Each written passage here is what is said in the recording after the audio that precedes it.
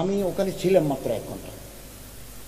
তো অনেক সাংবাদিক ছিলেন, ওনারা নিউজও কভার করেছেন। আমি তখনও জানতাম না বা আমার কেউ বলে নাই এখানে নারী সাংবাদিকদের প্রবেশে বাধা দেওয়া হয়েছে। এটা আমাকে কেউ বলেও নাই, আমি তো শুনিও নাই। এভাবে সাংবাদিকরা ছিলেন। রাত 11:30টার দিকে আমাকে জানানো হলো যে এমি জান্নাত নামে এক মহিলা একটা পোস্ট দিয়েছেন, আমার এক লোক আমার কাছে পাঠিয়েছেন। তখন এগুলো করতে করতে রাত 12টা হয়ে গেল।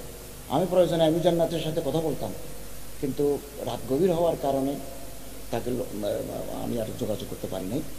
আজকেও এটা নিয়ে ফেসবুকে নানা কথা হয়েছে।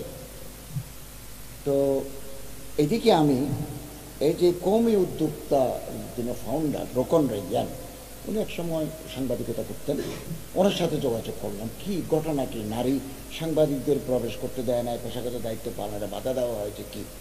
উনি একটা লিখিত ওনার স্বাক্ষর কর আজকে সকালে এটা পাঠিয়েছেন, আমি আপনাদের একটা কপি দেব। উনি ওখানে বলছেন, ক্ষুদ্র উদ্যোক্তাদের ফেসবুক ভিত্তিক গ্রুপ কওমি উদ্যোক্তার আয়োজনে গতকাল 29শে জানুয়ারি চিনমতির আন্তর্জাতিক সম্মেলন কেন্দ্রে এক উদ্যোক্তা সম্মেলন অনুষ্ঠিত হয়। এই সম্মেলনে ধর্ম উপদেষ্টাকে প্রধান অতিথি হিসেবে আমন্ত্রণ জানানো হয়। তিনি আনুমানিক বিকেল 5টা 15 অনুষ্ঠানে স্থলে উপস্থিত হন। এমি জান্নাত নামে একজন নারী সাংবাদিককে অনুষ্ঠানে প্রবেশ করতে দেওয়া হয়নি মর্মে তিনি ফেসবুকে পোস্ট করেছেন। আমাদের জানা মতে অনুষ্ঠান আয়োজন সংশ্লিষ্ট কোনো ব্যক্তি থেকে এরূপ কোনো ঘটনা ঘটেনি।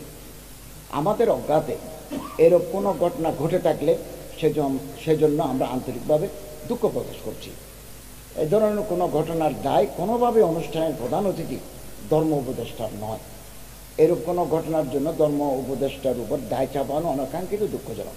কওমি উদ্যোক্তা কখনোই নিউজ সংগ্রহ বা কর্মস্থলে নারীকে বাধা দান করেনি, আগামীতেও করবে না।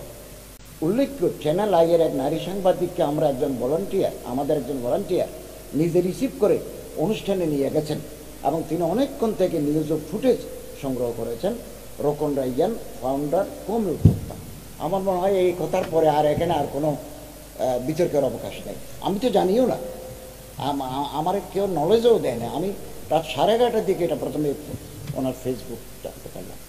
তো উদ্যোক্তারাও এটা বিবৃতি দিয়ে কথাটা ক্লিয়ার করেছেন। আমার মনে হচ্ছে এটা এখানেই সমাপ্তি ঘোষণা করা দরকার। আর আমার ধর্ম মন্ত্রণালয়ে সবসময় নারী পুরুষ সাংবাদিক যারা আপনার পেশাগত দায়িত্ব পালন করবেন তাদের জন্য দরজা উন্মুক্ত আছে, ছিল, থাকবে। গেল তো আর তো কথা নাই।